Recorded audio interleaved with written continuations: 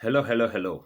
This is the African teacher back at you again. What we try to do at this channel is to teach and also learn from each other. Something sat in my heart, you know, what is going on? It's our brothers and sisters who are coming back to the motherland are getting into a lot of spiritual problems. And we believe that the best way to come to Africa is to seek first a spiritual cleansing, and then to continue with what I'm trying to uh, put our minds to. I would like us to listen to Mandela about a couple of stuff that he's talking about, which is still relevant and which we still do today.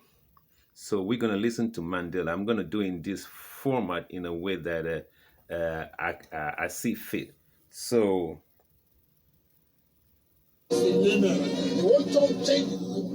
back on the plane, the visit prompts Nelson Mandela to recall tales of his youth and how democracy was practiced in pre-colonial times.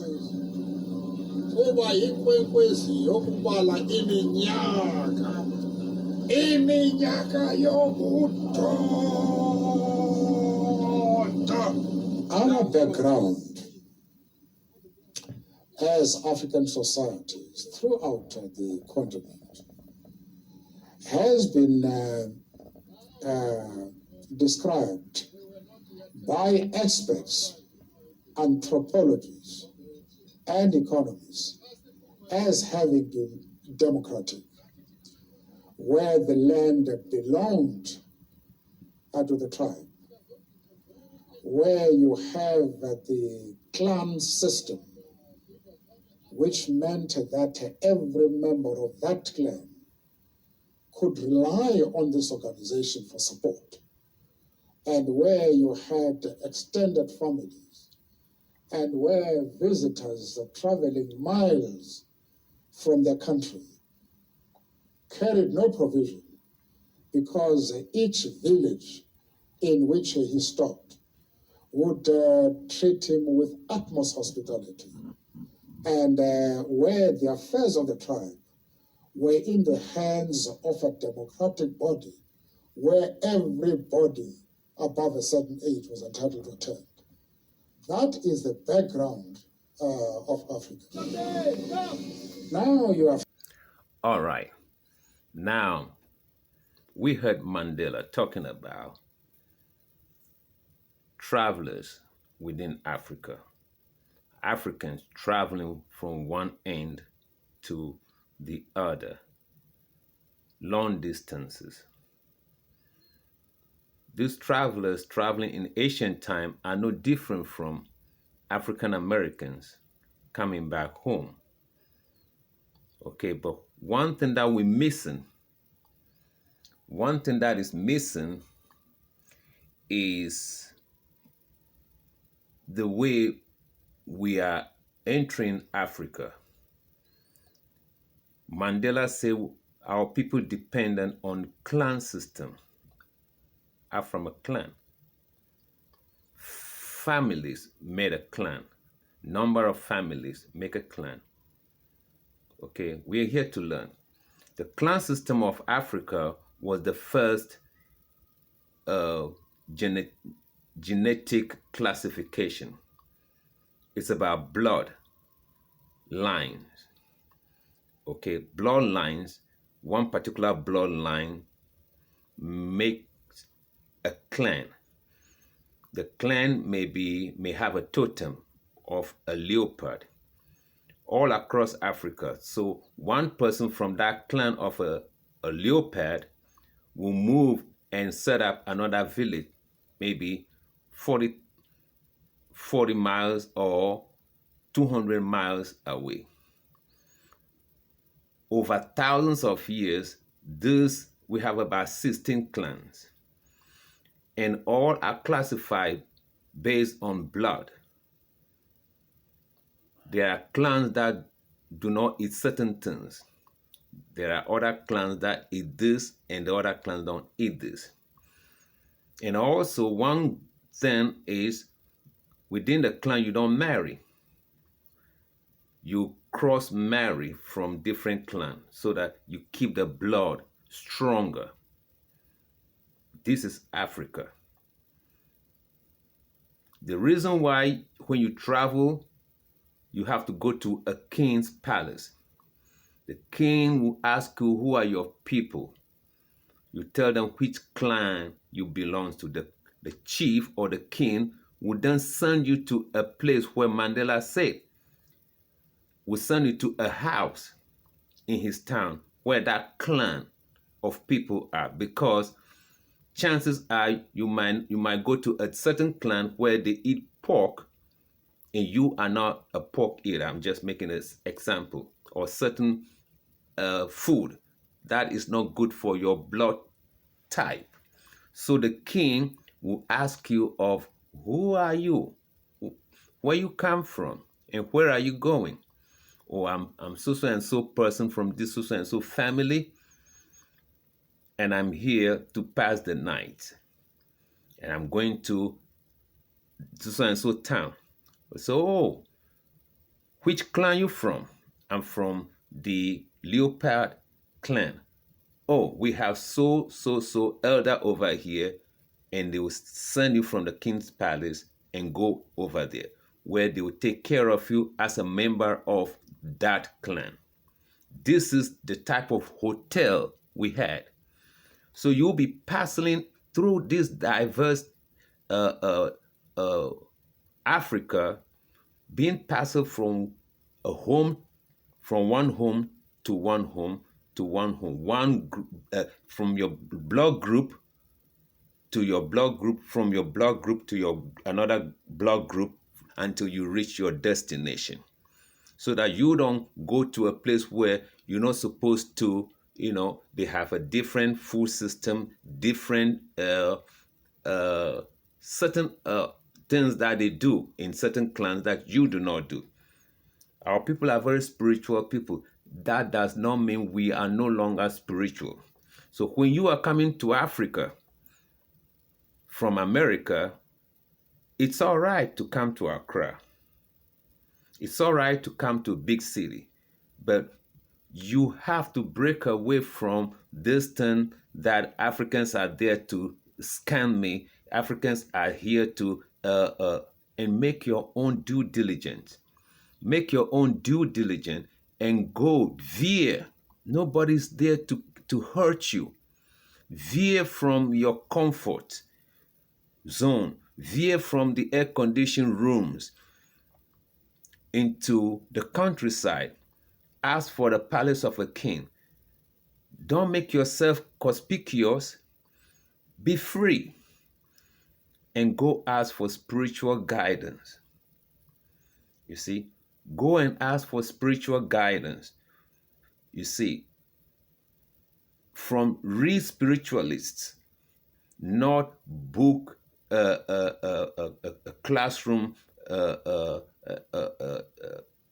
academic spiritualist. Don't do that.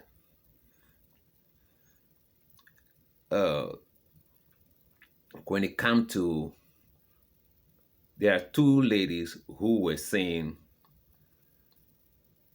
Brother Montana. One came to Ghana,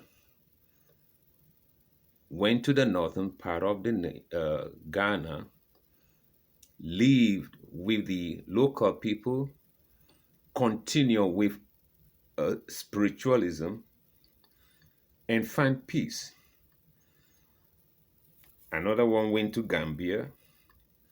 I don't know what she have done after taking certain measures from Chief Montana. Chief Montana may not be a bad spiritualist, but what I would say is Chief Montana approach is provisional, just as Nation of Islam, as I told my friends, Nation of Islam is a provisional teaching to get you from the gutter, to prepare you from the gutter, clean you up from the gutter, and from there you search for your own path. Chief Montana's teaching is important for people to come away from Christianity and search for a spiritualist of an African persuasion. It's not an easy thing, but that has just give you a provision to move on. He opens the door for you to move on. So when you come to Africa, you carry on with that provision and move on. You don't stop with what Chief Montana had done. Chief Montana ain't doing nothing wrong. You see, according to the brother Negropean, you know, he ain't doing nothing wrong. He just opened path. Whatever money he's charging, you know, that is nobody's business. But he's opened the path. But I'm just sorry for those who still remain in America and continuing with his services. His services is not a bad thing. His approach is not bad. He's opening doors for people to move on. It's a provisional teaching, you see. So you could see how one lady was able to move on beyond his teaching, and another one, you know, stuck with the teaching, and then you could see this that there's this continuation, of where art want to go. You know, what art supposed to do is continue with the real people on the ground, to open the path, to find out where you belong. You see, there are so many energy levels within Africa. And for people who had been here for thousands of years, you have one particular energy source. Other people may have different energy source.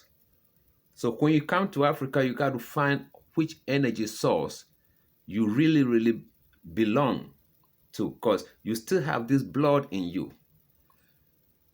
It may carry other blood along the way, but there's one particular domineering blood within you. Definition could find that one out. Definition can even find which clan you belong to and things, which clan you belong to and things that you're not supposed to be doing based on the blood that flows within your body. Because clan system is nothing but genetics, blood classification.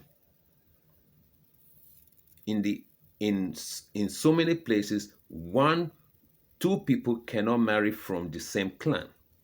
You have to cross clan so that it keeps the blood stronger. You see, when you keep marrying within the same blood, the same clan, you are weakening yourself. So it is not allowed to marry within the same clan. You find a lady that you really, really like, they find out which clan are you. You don't have to do that. They will say no. Your people will object to that relationship and ask you find another girl from a different, which is not a girl who is not belonging to the same clan as you are. So when you go back and listen to what Mandela is saying, it's not that it's an olden time situation. It still happens. You see, when you go to when you see Africa very well, when you study Africa very well, you see that certain towns do have similar names, okay, in different part of the nations. You see, that means the same people from that town over there. So when you from that, if you know the town, you are in a town, you say, okay, your people are here. You see a town that is similar to another town 100 miles away. If that town is of your people, you go over there. Okay. It's like in Togo. They have a Fiadenyingba. You come to Ghana, they have over 3 Afiadenyingba. They have Abome in Benin, Dahomey. They have Abome in Volta region in Ghana. You see, they have Palime in Ghana. They have Palime in Togo. So is other ethnic groups. You see, this is how Africa has been mapped out. These are the secrets of Africa. So if you come to Africa, you have to know distance. You know, you need to know distance and let them guide you. You don't come on your own and then try to eke it out. You know, the cities of Africa are no more than the cities in any inner city in European nations where black people reside. The cities of Africa are spiritualists. Dog eat dog. You see, the cities of Africa are set up by Europeans and they are no different than Oakland, California, Georgia, Atlanta, Georgia, New York.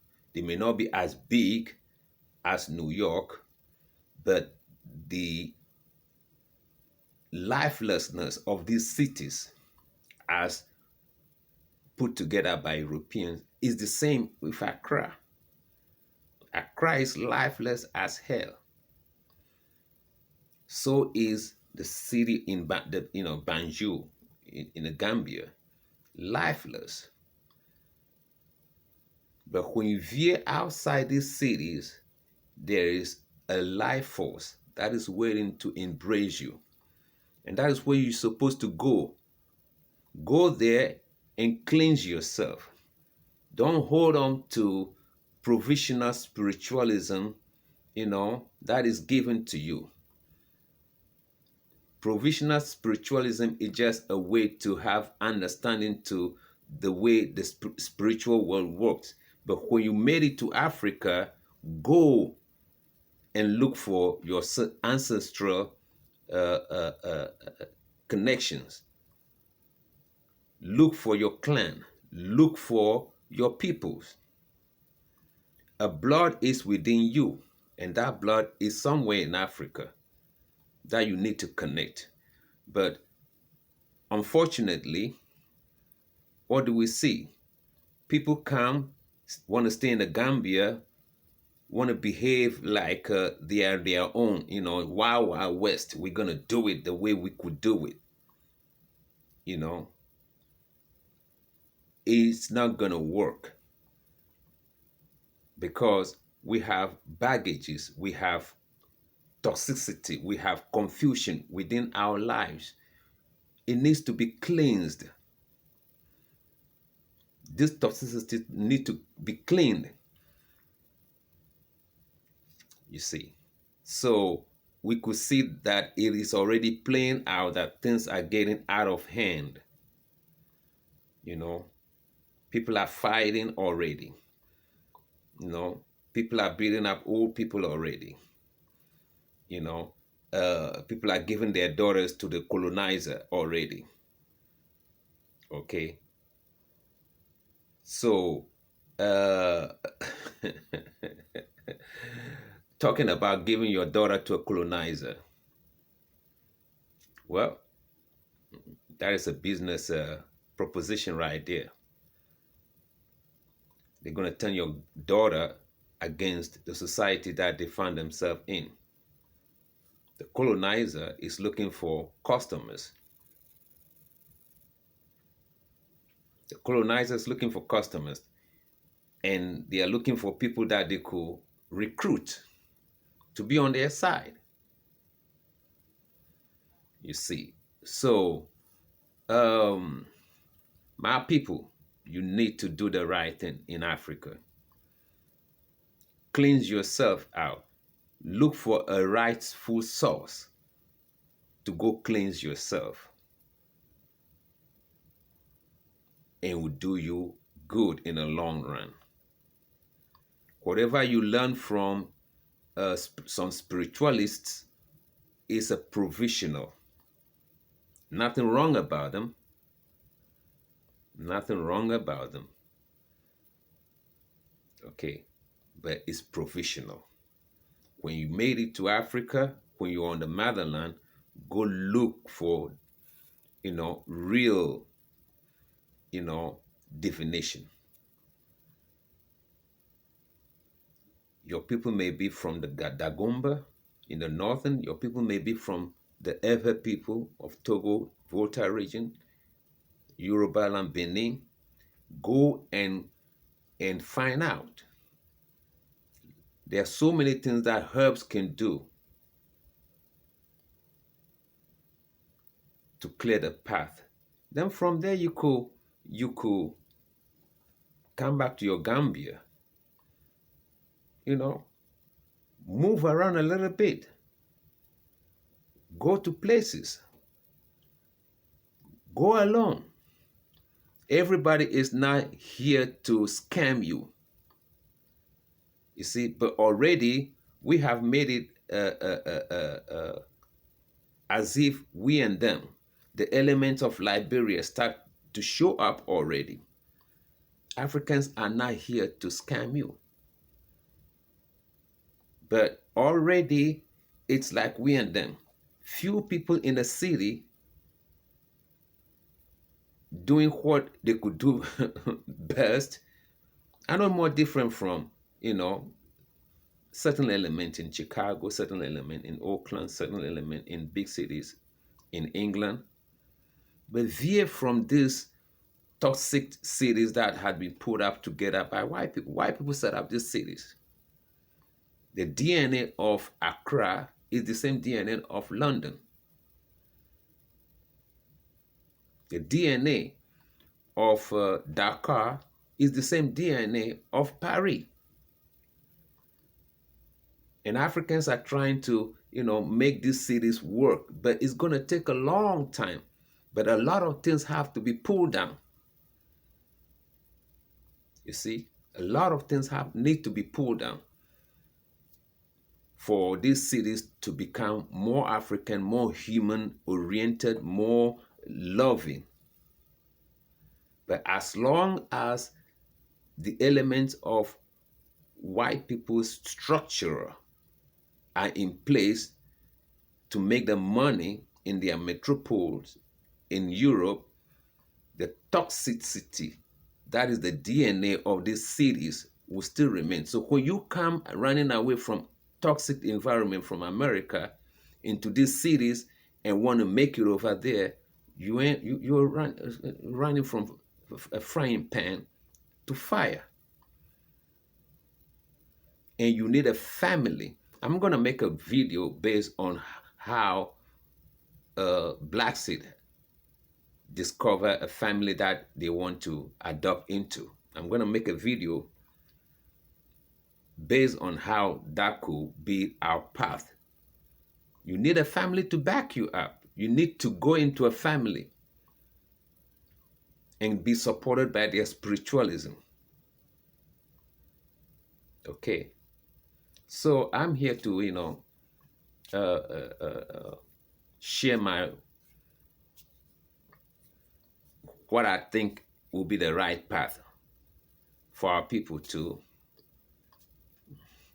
to be able to be balanced in Africa, because the element of Liberia is starting popping up. We and them. We and them. It's starting popping up. And I don't think it will bear any good fruits in the future. Okay. Egbedzanyi.